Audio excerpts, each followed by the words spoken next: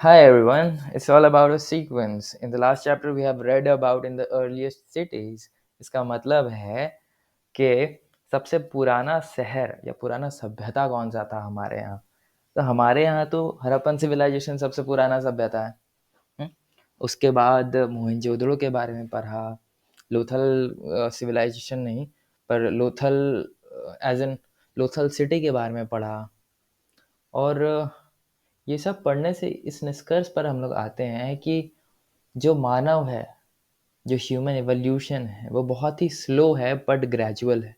हमें दिखता है वो एवोल्यूशन फ्रॉम प्लेस्टोसीन पीरियड, जहाँ पे लोग स्टोन टूल्स इस्तेमाल कर रहे थे। एज द एवोल्यूशन प्रोसेस्ड, आगे क्या हुआ? आगे वो स्टोन टूल्स कन्वर्ट हुई ब्रोंज टूल्स में, कॉपर टूल्स में। लोगों ने खूबसूरती के बारे में समझा, लोगों ने सिवेज सिस्टम के बारे में समझा, एग्रीकल्चर के बारे में समझा। लेकिन ये सब चीज़ हम कैसे जान पा रहे हैं? इतनी सारी घटनाएं जो ऑलरेडी हो चुकी है, वो हमें कैसे पता? वो सब आर्कियोलॉजिस्ट की देन है, जिन्होंने शोध किया है, जिन्होंने किताबें पढ़ी है, जिन्होंने बरियल्स देखे हैं। बरियल्स यानी मृत्यु, शव, और जो रिमेन्स रह जाते हैं उनको पढ़ा है, देखा है, समझा है, और ये जानने का कोशिश किया थ्रू कार्बन डेटिंग कि वो कब के हैं। और रिसर्च के कारण हमें बहुत कुछ जाना है। तो अब हम उसी के बारे में आगे और पढ़ेंगे विस्तार से। और इसी के साथ हम ये चैप्टर शुरुआत करते हैं, जिसका नाम है what books and burials tells us.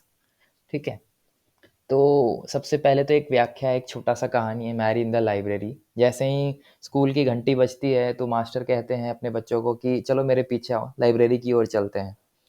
Library की ओर जाने के बाद मैरी जो है वो देखती है वहाँ पे ढेर सारी किताबें, ढेर सारे बुक सेल्स। और उसी के दौरान देखती है कि कोने में एक कबोर्ड है। उस कबोर्ड में बहुत ही एंशियंट ओल्ड वॉल्यूम्स की किताबें हैं। तो मैरी जो है वो उत्सुकता से पूछती है सर से कि ये कपबोर्ड किस चीज़ का है। तो सर बताते हैं कि ये कपबोर्ड बहुत स्पेशल किताबें हैं, जो जिसमें कि अलग अलग धर्म के बारे में लिखा हुआ है। और वो ये भी पूछते हैं कि क्या तुम वेद को जानती हो? जितने भी वेद्स लिखे गए हैं उन सब को जानती हो? तो मैरी पूछती है, वेद? वेद क्या है? यही सवाल मैं आपसे पूछता हूँ, क्या आप वेद के बारे में जानते हैं? तो अब हम ये सफ़र आगे बढ़ाते चलेंगे। और पहला है one of the oldest literary sources in the world. प्राचीनतम लिटरेरी सोर्सेज में से एक सबसे पुराना सोर्स वो है वेद, जो कि करीबन 3500 साल पहले लिखा गया था। वेद 4 टाइप के होते हैं, आप मेरे साथ दोहराओ। ऋग्वेद, सामवेद, अथर्ववेद, यजुर्वेद। सॉरी, लाइन से पढ़ सकते हैं, है ना? ऋग्वेद, सामवेद, यजुर्वेद और अथर्ववेद। सबसे पुराना वेद ऋग्वेद है, ठीक है, जो कि 3500 साल पहले लिखा गया है। ऋग्वेद जो है उसमें हजारों की मात्रा में स्तोत्र है, या फिर यूँ कहूँ कि गाने हैं। किस बारे में?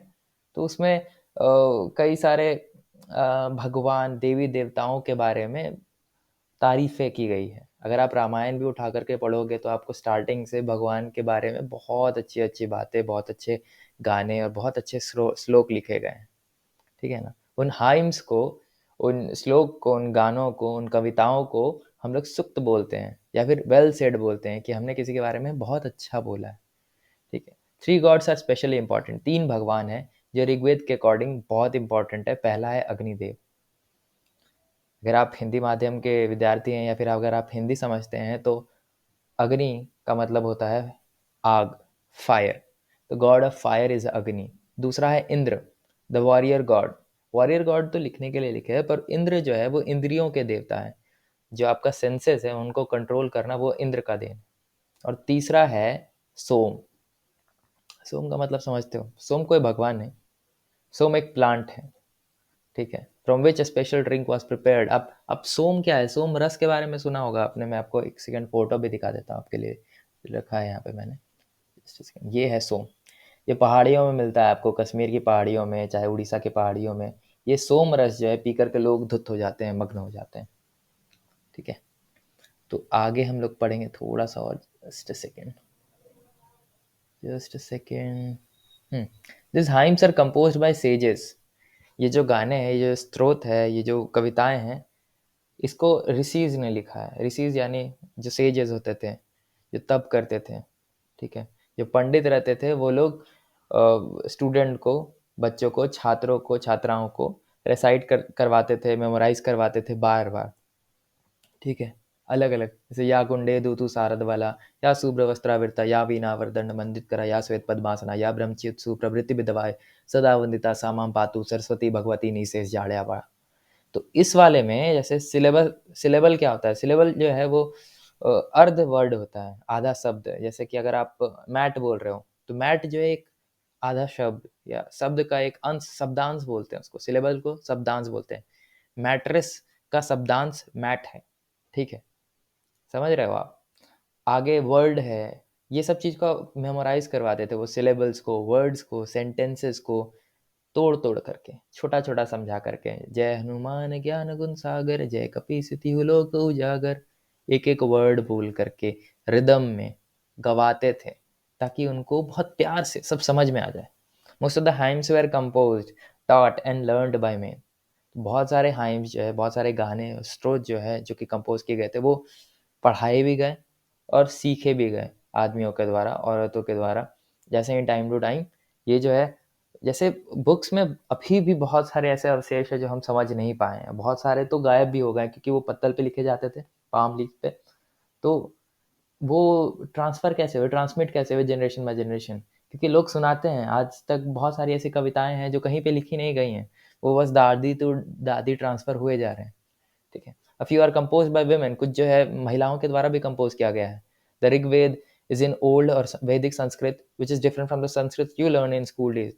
आजकल तो संस्कृत कोई पढ़ता नहीं वैसे, पर फिर भी जो संस्कृत आप पढ़ते हो 9वीं कक्षा तक, वो संस्कृत से कुछ अलग है। ऋग्वेद का संस्कृत वो काफ़ी पुराना है, इसीलिए। हम आगे बढ़ते हैं। संस्कृत एंड अदर लैंग्वेजेस, थोड़ा संस्कृत के बारे में भी जान लेते हैं। Sanskrit is a part of family of languages known as Indo European. Sanskrit जो है वो इंडो यूरोपियन लैंग्वेज कहा जाता है। शायद यूरोप से और भारत का समूल मूल मिल करके संस्कृत बना है।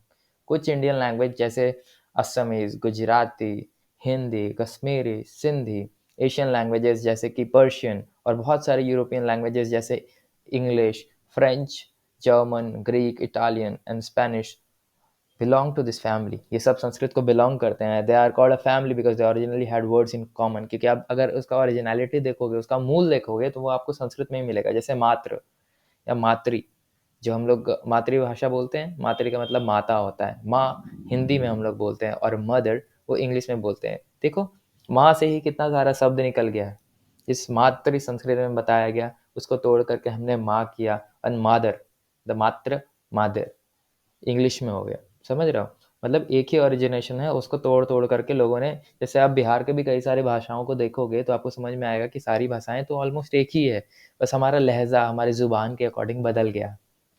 Other languages used in the subcontinent belong to different families. For example, for instance those used in north east belong to the Tibeto Burman family. जैसे बहुत सारे ऐसे लैंग्वेजेस हैं ना जो अलग हो गए हैं, ठीक है, इस फैमिली से अलग हो गए हैं। जैसे कि ये तिब्बतो बर्मन अगर फैमिली को का लैंग्वेजेस आप देखोगे, जैसे तमिल, तेलुगु, कन्नड़, मलयालम, ये सब द्रविडियन फैमिली को बिलोंग करते हैं, ठीक है। आप जैसे बर्मीज लैंग्वेज को देखोगे, जो कि मॉग हो गया, या त्रिपुरी हो गया, या चाकमा हो गया, या देबर्मा हो गया, ये सब एक जगह को बिलोंग करते हैं। तो उनका जो लिपि है वो सब सेम होगा। एक जगह का जो फैमिली का जो लैंग्वेजेस होता है वो ऑलमोस्ट हर जगह पे सेम होता है, ठीक है। List of languages you have heard about and tried to and identify the families of which they belong. आप वो सारे भाषाओं के बारे में बात कर सकते हो जो भाषाएं आपके घर में बोली जाती हैं, या फिर आपने सुनी और आप समझते हैं कि उसका ओरिजिनेशन कहाँ से है। The books we use are written and printed. जो हम लोग आज यूज़ करते हैं वो लिखे जाते हैं, प्रिंट किए जाते हैं। जैसे एक है गोकुल, गोकुल प्रेस करके है एक, ठीक है, और भी बहुत सारे प्रेसेस है। वो सारे जो है एक ही चीज़ को बार बार प्रेस करते, क्योंकि आजकल प्रेस सिस्टम है, अब है तो लोग लिखते हैं ताकि विरासत में हमें मिलते रहे वो सब। The Rigveda was recited and heard rather than red.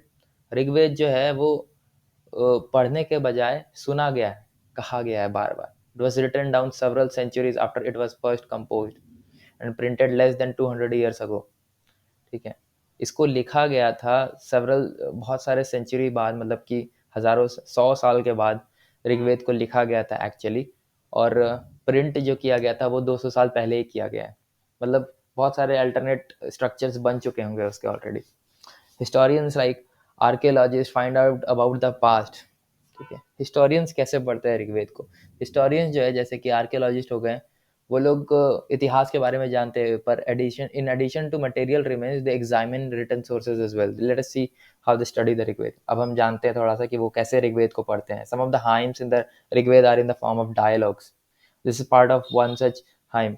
कुछ कुछ हाइम्स जो है, कुछ कुछ जो कविताएं हैं, कुछ कुछ जो शब्द लिखे हुए हैं, वो डायलॉग्स की तरह से लिखे हुए हैं कि एक कैरेक्टर कुछ बोल रहा है, फिर उसका रिप्लाई दूसरा कैरेक्टर दे रहा है, ऐसा करके कुछ है। तो एक डायलॉग है, एक सेज है विश्वामित्र नाम के, एंड उसमें दो रिवर है, एक है बीज और सतलज। ठीक है, उनको पूजा जा रहा है as in the form of goddess. क्योंकि हम तो पूछते हैं ना, हम सूर्य को भी पूछते हैं, हम नदी को भी पूछते हैं, हम पेड़ को भी पूछते हैं। ठीक है, तो ये जो है एक कैसे पता चलता है हम लोग को कि ऋग्वेद को उन्होंने पढ़ा है? तो ये जब वो पढ़ते हैं तब वो समझते हैं कि विश्वामित्र जो है वो दो गॉडेस से बात कर रहे हैं, दो देवियों से बात कर रहे हैं। एक का नाम है बीस और एक का नाम सतलज। बीस से याद आया, आपको मालूम है मैंने पहले क्लास में बताया था कि पंजाब में 5 नदियां बहती हैं, और उसी के नाम पे उसका नाम पड़ा है पांच पंजाब। पंज जोड़ आब, आब का मतलब पानी और पंज मतलब 5। आप नाम बताओगे?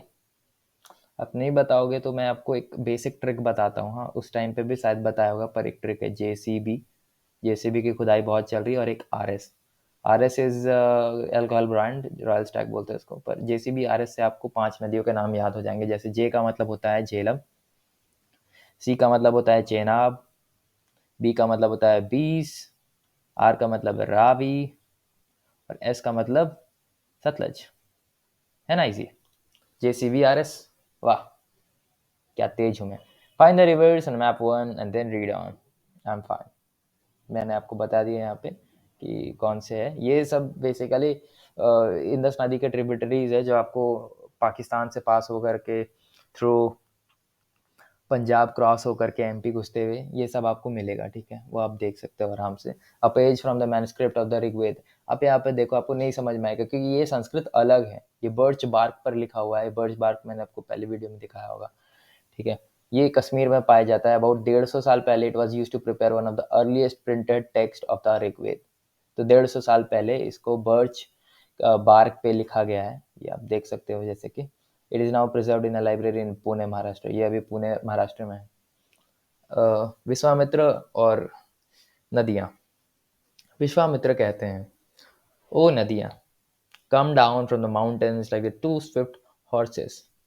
आप पहाड़ों से नीचे आओ, बिल्कुल वैसे जैसे दो खूबसूरत घोड़े आते हैं। Like two shining cows that lick their calves. You move like chariots in the sea through the power of Indra. You are full of water and wish to unite with one another. The rivers. वो कहते हैं कि आप आओ, आप ऐसा महसूस कराते हो जैसे दो खूबसूरत गायों को उनके बच्चे लिक कर रहे हों। मतलब उनके बच्चे जो है दूध पी रहे हों। ठीक है, दूध पी रहे हो नहीं, उनके बच्चों को जैसे आप गायों को देखा है आपने? गाय जो है, जो माताएं होती हैं, गाय गौ माता, वो अपने बछड़ों को जा कर के चाटती हैं। जब भी वो अपने बछड़ों को देखती है वो चाटती हैं। तो विश्वामित्र भी कुछ ऐसा ही कह रहे हैं कि आप आओ, नीचे आओ, और आप हमें भी ऐसा ही महसूस दिलाते हो कि हम जो है आपके बछड़े हैं, हम आपके बच्चे हैं, और आप हमें वैसे ही स्नेह से चाटते हो। थोड़ा शब्द आप समझ लेना, ठीक है ना? You move like chariots in the sea. आप ऐसे मूव करते हो जैसे किसी भी समुद्र में रथ चल रहे हो। ठीक है, through the power of Indra, and you are full of water and wish to unite with one another and the rivers. वो नदियाँ भी कुछ कहती हैं कि we who are full of water, हम जो पानी से भरे हुए हैं, वो भगवान के पथ पे चलते हैं। And once we start flowing, अगर हम चलना स्टार्ट करते हैं तो हम रुक नहीं सकते हैं। Why do you pray to us O sage? आप हमको क्यों प्रे करते हो? आप हमको क्यों पूछते हो? तो विश्वामित्र कहते हैं, मेरी प्यारी बहनों, प्लीज मुझे सुनो। The Sengar who has come from a distance with his chariots and carts, let your waters not rise above our axles so that we can cross safely। कि ओ बहनों, जो गायक बहुत दूर से आए हुए हैं अपने रथ पर सवार होकर के, जो आपका पानी पीना चाहते हैं, आप अपना पानी का लेवल इतना मत बढ़ा देना कि वो पास ना हो पाए, ठीक है। तो रिवर्स कहती हैं कि मैं आपका जो पूजन है मैं उसको सुनती हूँ और मैं उनको क्रॉस करने दूंगी आराम से, ठीक है। तो हिस्टोरियंस बताते हैं कि ये उस टाइम पे लिखा गया है ताकि हम गायों को वैल्यू कर सके, हम बछड़ों को वैल्यू कर सके, हम हॉर्सेस को वैल्यू कर सके, और रिवर्स को वैल्यू कर सके, रिवर्स जो पानी देती है उसका वैल्यू कर सके। ये वैल्यू क्रिएशन है ये, ठीक है। इतना काफ़ी है। वैसे इस कविता को पढ़ने की आवश्यकता नहीं थी, पर स्टिल कविता इम्पोर्टेंट है। There are many prayers in the Rigveda for cattle, children and horses. Rigveda में कई प्रकार के प्रेयर्स हैं, गायों के लिए, बछड़ों के लिए, बच्चों के लिए, घोड़ों के लिए। Horses were yoked to chariots that were used in battles. Yoked का मतलब एक बार ही जान लेते हैं ना, yoked meaning अटैक, ठीक है।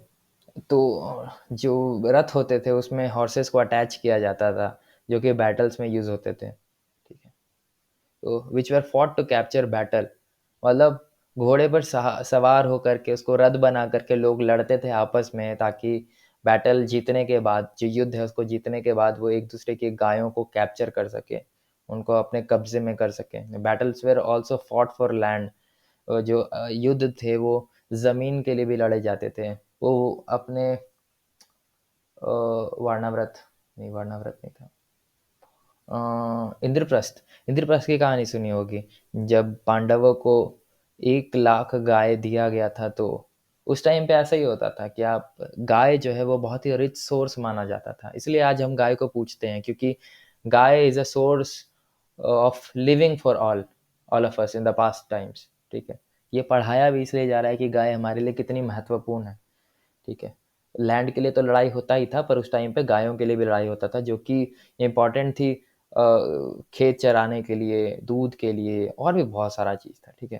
Which is important for pasture and for growing Hardy crops. Hardy crops का मतलब है कि वो सारे क्रॉप्स जो एडवर्स सिचुएशंस में भी, बहुत ख़राब सिचुएशंस में भी, बहुत ख़राब लैंड होने पे भी जो क्रॉप्स उग जाते हैं उसको हार्डी क्रॉप्स बोलते हैं। जैसे कि बार्ले हो गया, बार्ले का मतलब जौ। And some battles were fought for water and to capture people. कुछ बैटल तो कुछ युद्ध इसलिए भी लड़े जाते थे पानी की वजह से, या फिर लोगों को कैप्चर करने की वजह से। पानी की वजह से क्यों? कि मान लो कि आप एक सभ्यता हो, आप एक जगह पे हो, पानी का इस्तेमाल कर रहे हो, तो ऑब्वियस सा बात है कि वहाँ पे कोई ना कोई जो है उस जगह को हड़पने के लिए आएगा ही। जैसे आज जब ज़मीन लिया जाता है तो कॉम्पिटिशन होता है कि किसके पास बेटर ज़मीन है, किसके पास आसपास में ज़्यादा इंडस्ट्रीज़ है, आसपास में ज़्यादा मॉल्स है, आसपास में फैमिलीज़ है। ये सब जो है देख करके किया जाता है। आजकल तो एक प्रोसेस है, एक मेथड है, पर उस टाइम पे जिसके हाथ में ताकत, उसके हाथ में घर, उसके हाथ में ज़मीन, उसके हाथ में गाय। Some of the wealth that was obtained was kept by the leaders. मतलब जो भी पैसे इकट्ठे किए जाते, जो भी पैसे जीते जाते थे, वो लीडर रखता था। एंड कुछ जो है वहाँ के पुजारी को दिया जाता था, और बाकी सब आम आदमियों में बांट दिया जाता था, ठीक है। कुछ पैसे जो है वो यज्ञ करने में और ऑफरिंग सैक्रिफाइस करने में भी लगाया जाता था, जैसे कि हम लोग आज इस्तेमाल करते हैं, हम लोग फल फूल ये सब करते हैं, ऑफर करते हैं भगवान को, और अग्नि में चढ़ाते हैं, यज्ञ करते हैं। वो सब भगवान के लिए होता है, देवी देवताओं के लिए होता है, ठीक है।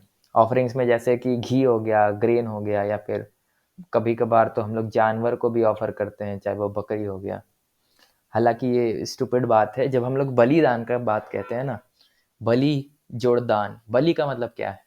हम लोग यहाँ पे किसी भी जानवर की बलि देने की बात नहीं कर रहे हैं। बलिदान कहने का मतलब हम लोग कहते हैं कि बलि, राजा बलि, जो राक्षसों के राजा थे, राजा बलि, उनके जैसा दान देने चाहिए लोगों को, ठीक है। उनके जैसा दान मतलब जब भगवान विष्णु ने उनको दान के लिए मांगा, तो उन्होंने अपना सर्वस्व त्याग दिया, अपना सर्वस्व दान दे दिया। तो आदमी को इतना ही बड़ा होना चाहिए कि वो अपना सर्वस्व त्याग सके, उसको बलिदान कहते हैं। यहाँ पे कोई भी जानवर का बात नहीं किया जा रहा है। Most men took part in these wars, and there were no regular army, but there were assemblies where people met and discussed matters of war and peace. आधा से ज़्यादा आदमी लोग जो है इस युद्ध में भाग लेते थे। कोई भी रेगुलर आर्मी नहीं था।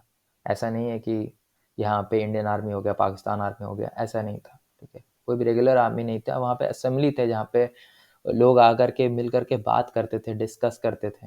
ठीक है, या तो वार के लिए या फिर अमन के लिए। And they also choose leaders who are often brave and skillful warriors. वही लोग चूज करते थे कि कौन हमारे यहाँ का, हमारे दल का राजा होगा, जो कि बहादुर भी होना चाहिए और साथ ही साथ उसके पास योग्यता भी होनी चाहिए। वर्ड्स टू डिस्क्राइब पीपल, कौन सा शब्द जो है वो डिस्क्राइब करते हैं लोगों को। तो लोगों को डिस्क्राइब करने के अलग अलग तरीके हैं, जैसे कि वो क्या काम करते हैं। एक डायलॉग था, मैं बाद में बताऊंगा आपको, ठीक है ना। अभी फिलहाल आगे पढ़ते हैं। एक सेकेंड मैं बता ही देता हूँ।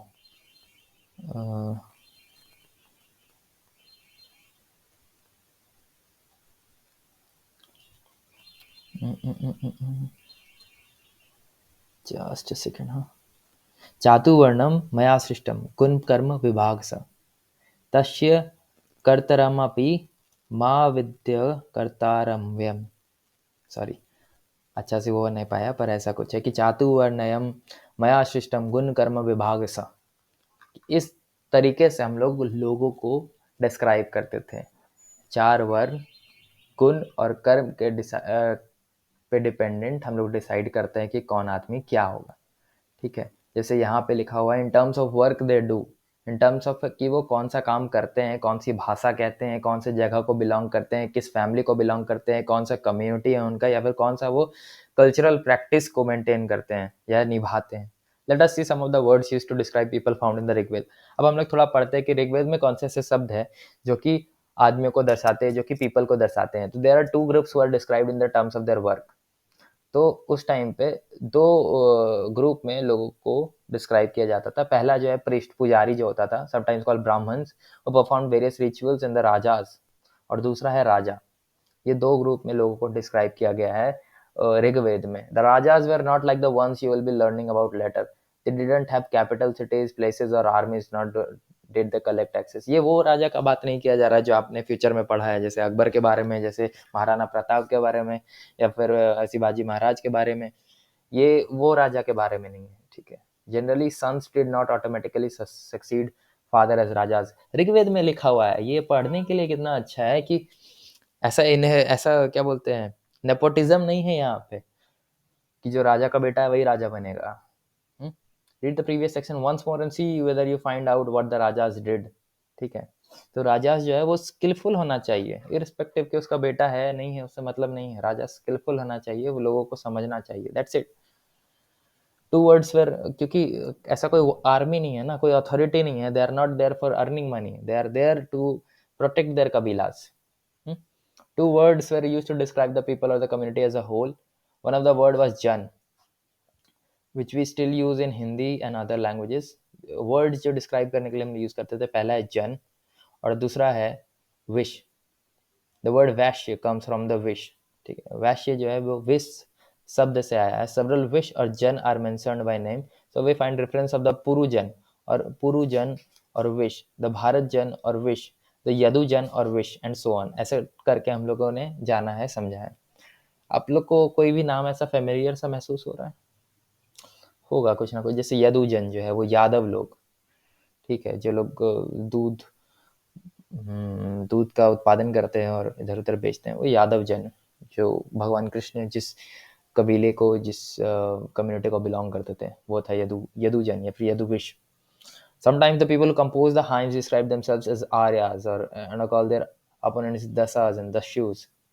Aryas, Arya। जो लोगों ने इस हाइम को लिखा है, स्रोत को लिखा है, वो अपने आप को आर्य कहते थे। आर्य, आर्य मीन्स आर्यन। जहाँ तक मैं समझ पा रहा हूँ, आर्यन वो लोग जो एकदम टॉप मोस्ट रेस के हैं, जो नाजी, जो हिटलर अपने आप को समझता था, और अपने ओपोनेंट्स को दश दश कहते थे। ओपोनेंट्स कैसे, ये मुझे नहीं समझ में आ रहा, पर ठीक है, ऐसे दशस और दस्युस।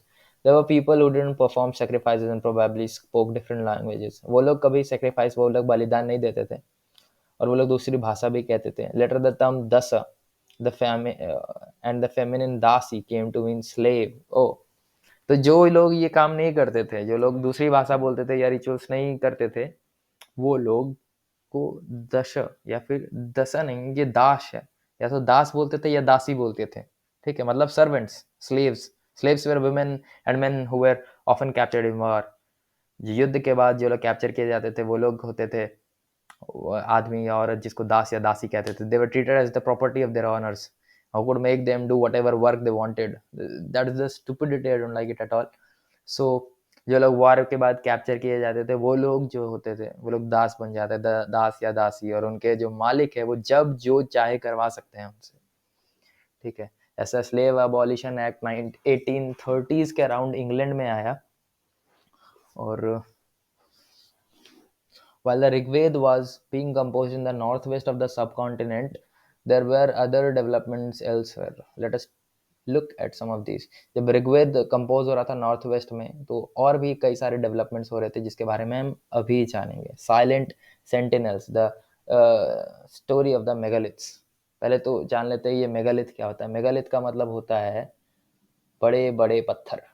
लिथ का मतलब स्टोन होता है और मेगा मतलब होता है काफी बड़ा, ठीक है ना। ये है मेगालिथ्स। अब है, look at the illustrations on next page. The stone boulders are known as the megaliths. Stone boulders, ये आप देख रहे हो, ये इसी की बात कर रही है। जो बड़े बड़े पत्थर होते थे ना उसको बोलते थे मेगालिथ, ठीक है। बड़े बड़े पत्थर, शायद उसके नीचे लोगों को दफनाया जाता था और उसके ऊपर बहुत सारे स्कल्पचर या फिर बिल्डिंग्स बनाए जाते थे, बहुत कुछ होता था। They were carefully arrange by the people and were used to mark burial sites.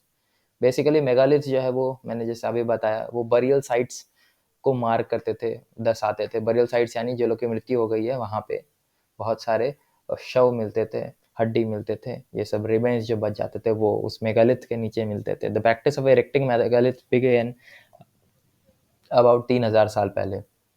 Megalith जो है बनाने का जो ये स्कोप है, जो जैसे कि ये हो गया बड़ा बड़ा पत्थर, इसके नीचे जो है गड्ढा खोद करके इसमें जो है शव रखा जाता था, ठीक है। ऐसा कुछ है। ये प्रोसेस चालू हुआ 3000 साल पहले और दक्कन में, साउथ इंडिया में और नॉर्थ ईस्ट और कश्मीर में बहुत ज़्यादा ये चरम पे चला। सब important megalithic sites are shown on the map 2 page 12। हम लोग आगे पढ़ेंगे कि मेगालिथिक साइट्स कौन कौन सा है जहाँ पे बहुत बड़े बड़े पत्थर पाए गए हैं, जहाँ पे बरियल्स पाए गए हैं, लोगों का शव पाया गया है, ठीक है ना। तो ऐसा कुछ है। Sometimes archaeologist find a circle of stone boulders or a single large stone standing on the ground. These are the only indication that there were burial beneath. तो कई बार लोग देखते हैं कि सर्कल में स्टोन बोल्डर्स रखे हुए हैं। ये जैसे यहाँ पे आप देख रहे हो, ये सर्कल में स्टोन बोल्डर्स रखे हैं। यहाँ पे जो है ये निश्चित है कि यहाँ पे जो है मृत प्राणी सोल मिलेगा ही, ठीक है ना, मतलब डेड बॉडी मिलेगा ही। There are several things that people did to make megaliths.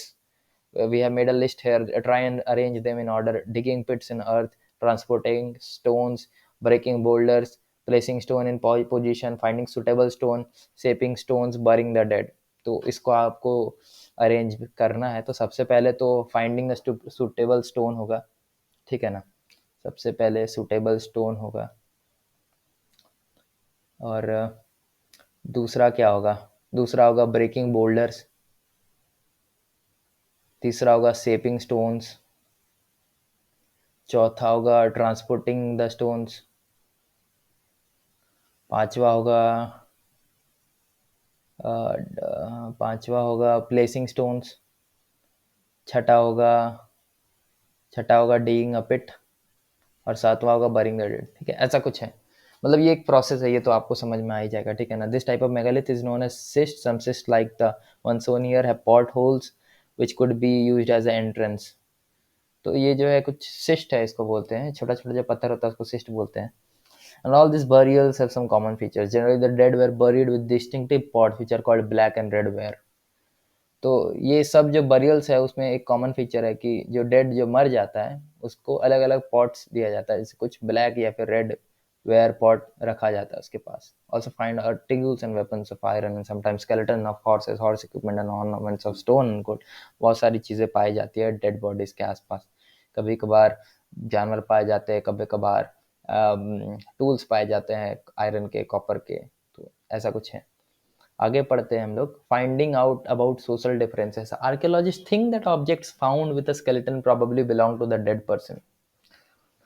Archaeologist का ये मानना है कि जो भी सामान मृत आदमी के आसपास पड़े रहते हैं वो सब उनको बिलोंग करते हैं, उनका ही होगा समटाइम, पर ऐसा कोई ज़रूरी तो नहीं है कि नहीं। Here one skeleton was buried with 33 gold beads, 2 stone beads, 4 copper bangles, and 1 conch shell. Other skeletons have only a few pods. This find suggests that there was some difference in status among people who were buried. तो एक figure है ब्रह्मगिरी के पास, एक दिया हुआ है कि एक स्केलेटन है जिसके पास 33 gold beads, 2 stone beads, 4 copper bangles और 1 कॉन्च शेल ये पाया गया है, ठीक है। और बाकी जो स्केलेटन है उसके पास कुछ छोटे मोटे पॉट्स पाए गए। इसका मतलब है कि वहाँ पे क्लास डिफरेंस तो था, मतलब कुछ लोग रईस थे, कुछ लोग गरीब थे, और कुछ चीफ्स थे और कुछ फॉलोअर्स भी थे, ठीक है। इससे तो यही जानने को मिलता है। अब where some burial spots meant for certain families, तो क्या कुछ बरियल स्पॉट ये बताते हैं कि वहाँ सर्टन फैमिलीज थे, कुछ फैमिली थी। Sometimes megaliths contain more than one skeleton, जो मेगालिथ है जिसका फिगर मैंने अभी बनाया, ये मेगालिथ, इसके इसके पास जो ग्रेव फाउंड हुआ उसके अंदर एक से ज़्यादा स्केलेटन भी पाए गए हैं।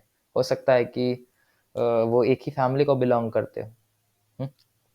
Same place though not at the same time, this bodies of those who died later were brought into the grave through the port holes. ऐसा भी हो सकता है कि लोग जो मरे होंगे बाद में वो लोग वापस से वहाँ पे गाड़े गए हों। Stone circles or boulders placed on the place probably served a signpost for to find the burial site so that people could return to the same place whenever they wanted to. हो सकता है जो अलग अलग type से, जैसे अभी stone circles के बारे में बताया कि सर्कल करते थे वो लोग पत्थरों से, ताकि लोग जो है बाद में कोई मर जाए तो वो सेम स्पॉट पे जाकर के गाड़ सके, ताकि उनके लिए ईजी हो, ठीक है। स्पेशल बरियल एट इमान गांव, ठीक है, इनाम गांव, स्पेशल एक इनाम गांव करके गांव है, वहाँ पे एक स्पेशल बरियल मिला है हम लोग को। It is a site on the river Ghod, a tributary of the Bhima. It was occupied between 3600 से 2700 साल पहले, and here adults were generally buried in the ground, laid out straight with the head outwards the south, and sometimes burial were within the houses on vessels that probably obtained food or water were placed with the dead. मतलब कुछ rituals थे उस time पे। अगर हम लोग इस special body को देखें तो कुछ रिचुअल्स थे कि उसके साथ जो है खाना और कुछ वेसल्स प्लेस किया गया था। इसका मतलब ये है कि हम लोग जो है रिचुअल्स की तरफ आकर्षित हो रहे हैं, डेवलप हो रहे हैं धीरे धीरे। डेवलप करें या फिर डाउनग्रेड करें जो भी, पर हमारा जो ये क्या बोलते हैं इसको, कॉग्निटिव सेंस है वो बढ़ते जा रहा है, ठीक है। पहले जो हम लोग बस यूं ही बरी कर देते थे अपने सामानों के साथ, अब जो हम रिचुअल्स निभा रहे हैं कि उसके साथ हम खाना और पानी, ये सोच करके कि हमारे जो पूर्वज है जो मर चुके हैं वो भूखे रहेंगे और उनका आत्मा, इसलिए खाना वगैरह डालते हैं हम साथ में। One man was found buried in a large 4-legged clay jar in the courtyard of a 5-roomed house। मतलब एक आदमी तो मतलब 5 कमरा वाला एक बिल्डिंग के अंदर मरा हुआ पाया गया, मतलब कि उसका शव मिला, हड्डी मिला, ठीक है। This house was called as had a granary. Granary का मतलब है जहाँ पे खाद्य पदार्थ रखा जाता है। The body was placed in a cross legged position, body को लेग क्रॉस करके रखा गया था। कुछ होगा वहाँ पे। Do you think this was a body of a chief? हो सकता है, हो सकता है, ठीक है। What skeletal studies tell us? चलो थोड़ा सा आर्कियोलॉजिस्ट बन जाते हैं। It is easy to make out the skeleton of a child from its smaller size. मतलब हम लोग को पता चल जाता है कि स्केलेटन का साइज अगर छोटा है तो वो जरूर किसी बच्चे का होगा। However, there is no major differences in the bone of हालांकि ये कोई बहुत मेजर डिफरेंस नहीं है लड़की या लड़के के बोन में। हम लोग कैसे पता करते हैं कि जो स्केलेटन मिला है वो किसी लड़की का है या लड़के का है? Sometimes people decide on the basis of what is found with the skeleton. कई बारी तो आर्कियोलॉजिस्ट डिसाइड करते हैं कि स्केलेटन लड़का का है या लड़की का है, ये देख करके कि आसपास में कौन सा सामान पाया गया। अगर ज्वेलरी पाया गया है तो स्केलेटन लड़की का है, और अगर टूल्स पाया गया तो स्केलेटन लड़के का है। तो इससे तो प्रॉब्लम था ना, तो उससे अच्छा तरीका ढूंढना ज़्यादा इंपॉर्टेंट था। Better way of figuring out the sex of a skeleton is to look at the bone structure. Bone structure देख करके हम लोग पता करते थे, जैसे कि अगर हिप या पेल्विक एरिया बड़ा है तो इसका मतलब है कि वो किसी महिला का है, क्योंकि महिलाओं का पेल्विक एरिया जो है वो बड़ा हो जाता है क्योंकि उनको चाइल्ड बेयर करना होता है। ऐसे करके हम लोग पहचानते हैं कि कौन सा लड़की का स्केलेटन है, कौन सा लड़की का है। 2000 साल पहले एक बहुत फेमस फिजिशियन हुए जिनका नाम था चरक। चरक के नाम से एक किताब है जिसका नाम है चरक संहिता। ये जानना बहुत इंपॉर्टेंट है। There states that the human body has 360 bones. वो बताते हैं कि एक ह्यूमन शरीर में 360 बोन्स है। This is a much larger number, हालांकि 206 बोन्स होते हैं, पर हो सकता है कि उन्होंने टीथ और जॉइंट और कार्टिलेज को भी गिना हो। How do you think found out about the human body in such great detail? तो आपको कैसे लगता है कि कैसे पता चला होगा उनको कि इतना सारा बोन्स है किसी भी ह्यूमन शरीर में? उन्होंने गिना होगा तभी तो, उन्होंने देखा होगा तभी तो मृत शरीर को।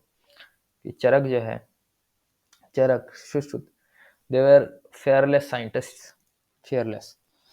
Occupations at Inamgaon. Archaeologists have found seeds of wheat, barley, rice, pulses, millets, peas, and sesame, bones of a number of animals, many bearing cut marks that show they have been used as food, have also been found, and this includes cattle, buffalo, goat, sheep, dog, horse, ass, pig, sambar, spotted deer, black buck, antelope, hare, and mongoose. Besides birds, crocodile, turtle, crab, and fish, and there is the evidence that fruits such as bear, amla, jamun, dates, and a variety of berries were collected. Archaeologist को ये सब एक साथ मिला है। इसका मतलब है कि सिविलाइजेशन बहुत अच्छे से एग्जिस्ट किया है। Use this evidence to list the possible occupants. अब इसको यूज करके आप सोचिए कि क्या पॉसिबल ऑक्यूपेशन हो सकता है हमारे पूर्वजों का। ठीक है ना? तो सुक्त का मतलब होता है वेल सेड, कैरियट्स यानी रथ, दास का मतलब होता है स्लेव, मेगालिथ का मतलब होता है स्टोन बोल्डर, यज्ञ का मतलब होता है सैक्रिफाइस, और कैरियट्स का मतलब होता है यूज्ड इन बैटल्स। इतना ईजी है नहीं? स्लेव्स वेर यूज्ड फॉर, अपने मालिक का काम करवाने के लिए, आप इंग्लिश में जो चाहे लिख सकते हो, ठीक है ना? So that used for, slaves were used for being the servant of the owners to do whatever their owners wanted to do. Megaliths are found in it is found in multiple places, and megaliths were basically found in what place? ये important है नहीं? Megaliths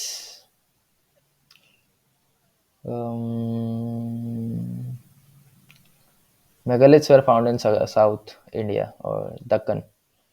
ठीक है? Stone circles or boulders on the surface were used to mark that place, mark the burial of a person. Potholes were used for burying a body. People at Inamgaon ate बहुत सारा कुछ है, वो अभी आपने पढ़ा है यहाँ पे, फ्रूट्स वगैरह थे और बहुत सारे जानवर भी थे। तो यहाँ पे आपकी ये कहानी यहीं पे समाप्त होती है। अगर आपको कोई सा भी डाउट हो तो मैं जैसे कि हमेशा ही कहता हूँ कि आप ज़रूर पूछें, क्योंकि मैं जवाब ज़रूर दूंगा। और इम्पॉर्टेंट बात तो ये है कि हमारा भारतीय इतिहास इतना खूबसूरत है कि ज़िंदगी का मज़ा आ जाता पढ़ के, है ना? तो टाटा, बाय बाय, अपना ख्याल रखना और फिर मिलते हैं।